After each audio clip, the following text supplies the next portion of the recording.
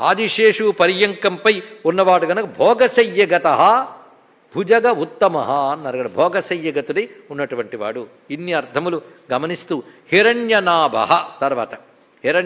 తర్వాత పాదంలోకి వెళ్ళిపోయాం మనం. హిరణ్యనాభ సుతపాహ.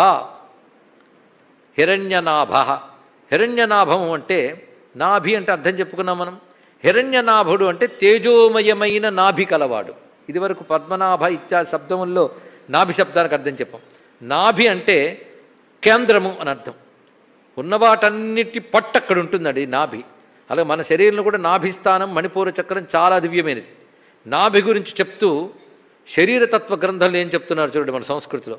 యావత్యస్తు శిరాక్కాయే సంభవంతి శరీరిణాం నాభ్యాం సర్వా నిబద్ధాస్తా ప్రతన్వంతి సమంతతః నాభిస్థా ప్రాణినాం ప్రాణాః ప్రాణాన్ నాభిర్వ్యపాశ్రితా శిరాభిరావృతా నాభి చక్రనాభిరివారకై అని మన శరీరం గురించి అర్థం చేసుకుని ఒక శాస్త్రంలో మా ఋషులు చెప్తున్నారు. నాడులు సిరలు చాలామందికి తెలుసుంటాయి. సిరలు ధమనులు నాడులు ఇవన్నీ కూడా నాడీమండల విశేషాలే. పెద్ద పెద్ద నాడులు చిన్న చిన్న నాడులు ఇలాంటి ఉంటాయి.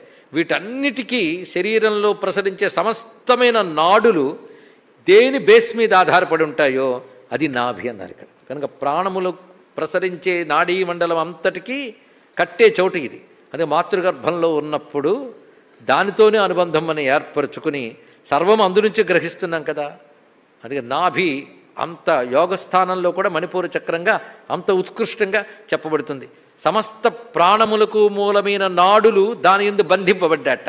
ఎలాగంటే బండి కన్నుకి అరలు ఎలా బంధింపబడ్డాయో నాడులన్నీ నాభికి అలాగ బంధింపబడతాయి. అలా బంధించేది కనుక దాని పేరు నాభి పదం అందుకొచ్చిందండి. నభ్నాతి బధ్నాతి ఇది నాభి. బంధించినదంటే వాటన్నిటి పట్టు అక్కడ ఉన్నదని అర్థం. అలాగే హిరణ్యము అనే మాటకు మనం అర్థం చెప్పుకున్న తేజస్సు. ఈ తేజస్సులు ఎన్నెన్ని ఉన్నాయో మనకి గగనమండలంలో చూస్తూ ఉంటాయి. మనకు తెలిసి మహా తేజస్సు సూర్య భగవానుడు.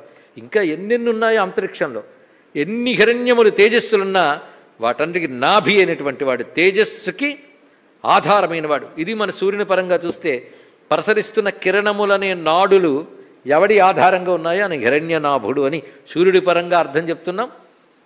సమస్త తేజస్సులకి మూలమైన వాడని విష్ణువు పరంగా మనం అర్థం చెప్పుకుంటూ హిరణ్యనాభ సుతపాహ